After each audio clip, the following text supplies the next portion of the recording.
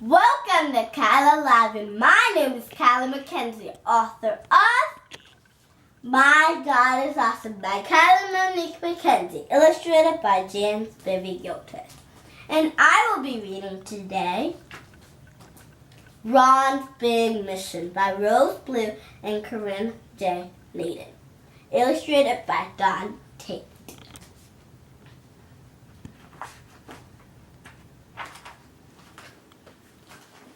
You're up early this morning, Ron. What's the rush?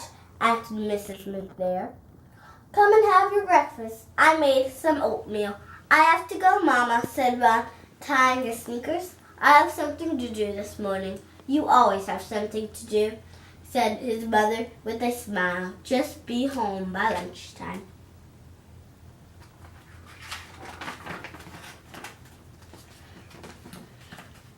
Ron was 9 years old. That morning, he left his house with a plan. He'd been thinking about it for a long time. It was a beautiful South Carolina summer day, and Ron looked up at the blue sky. Someday he thought he would be up there flying a plane. He wanted to be a pilot when he grew up, but today Ron had something else on his mind. Something very important.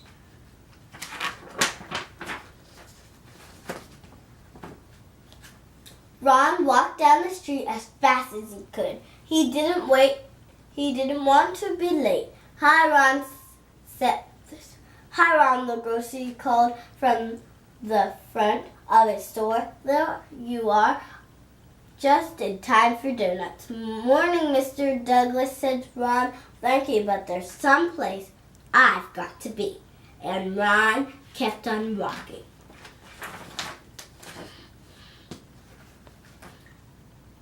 Down by the schoolyard, Ron saw his friend Carl shooting baskets. All right, you made it, called Carl. Hi, Carl, said Ron. I wish I could stay, but I've got something important to do. More important than basketball on the summer vacation, said Carl. Are you kidding? Ron laughed. He'd love to play basketball, but not today. Today was too important. Ron kept on walking.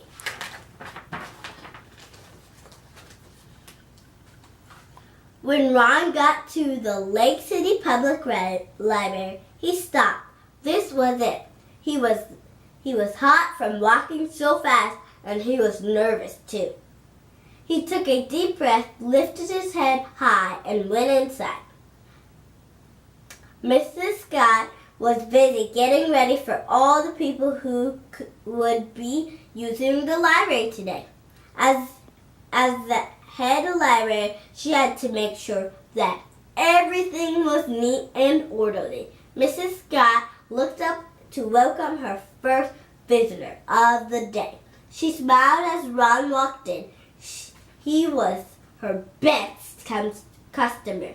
Ron gave a little wave to Mrs. Scott and went right to the shelves.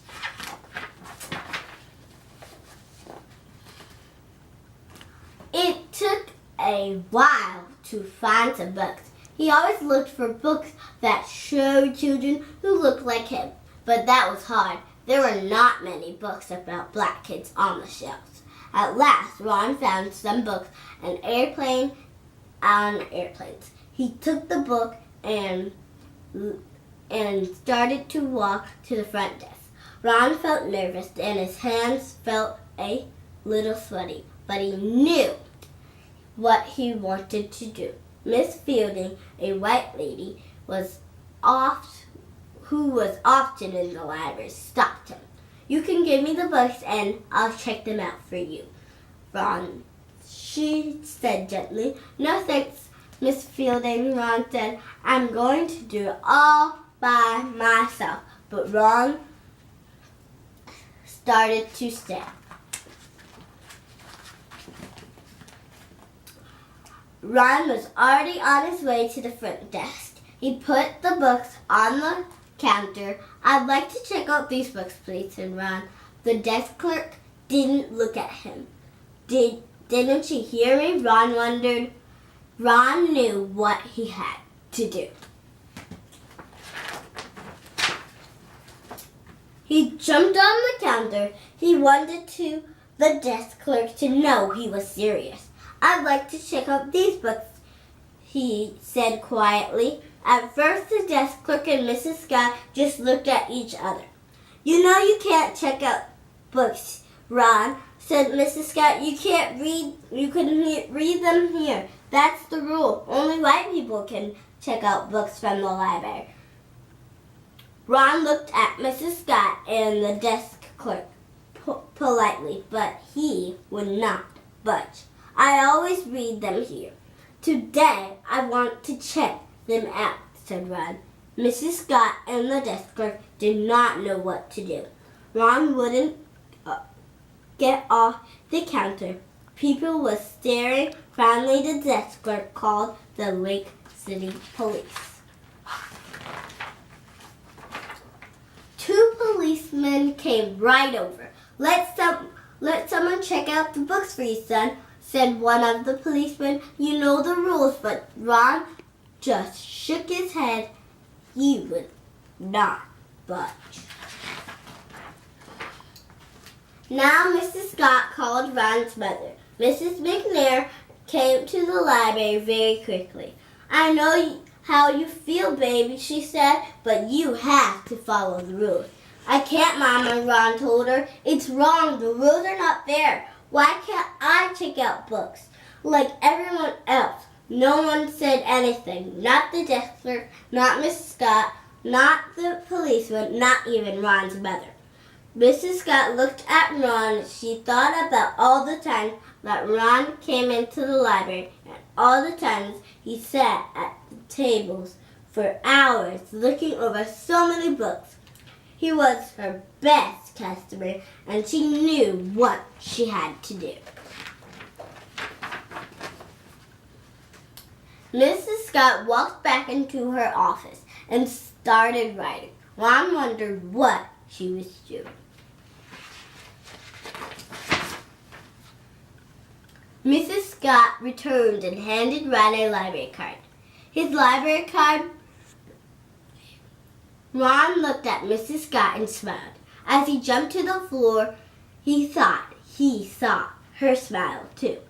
"I'd like to check out these books, please," he said, handing the card to the desk clerk. The desk clerk took his library card and stamped the card in the back of the books. "These are your due back in 2 weeks," she said. Ron smiled. "Thank you," she said. He tucked the books under his arm and took his mother's hand. Together they walked home. Ron couldn't wait to get to his room and open to page 1. Tell us about the book, Kyla. Well, I like this book because it's so that all you people can change the rules that don't feel like they're good to you, like these rules. And there's a page that I wanted to show you. Now I'll read it to you. The boy who was Ron McNair grew into a man who flew planes just like he dreamed he would do. He became an astronaut. Today, everyone in Lake City remembers him. They remember him, and every time they walk into the library, the red brick building on 234 Main Street is a special place. The walls in the children's room were painted with the picture that shows children reading books under a huge oak tree. A space shuttle flies through the sky inside the library. Anyone can get a card and check out books. Young Ron McNair had a dream. On that day in 1959, he made it start to come true. Because of him, many young people have a chance to dream. Once told a group of children, your eagles, spread your wings and fly to the sky. Years later, in 1986, astronaut Ron McNair was once again a hero. He lost his life when the Space Shuttle Challenger. Mhm. What does it say? Let me see.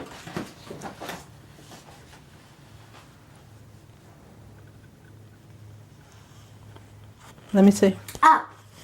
He lost his life when the Space Shuttle Challenger exploded on January 28th, with the loss of the entire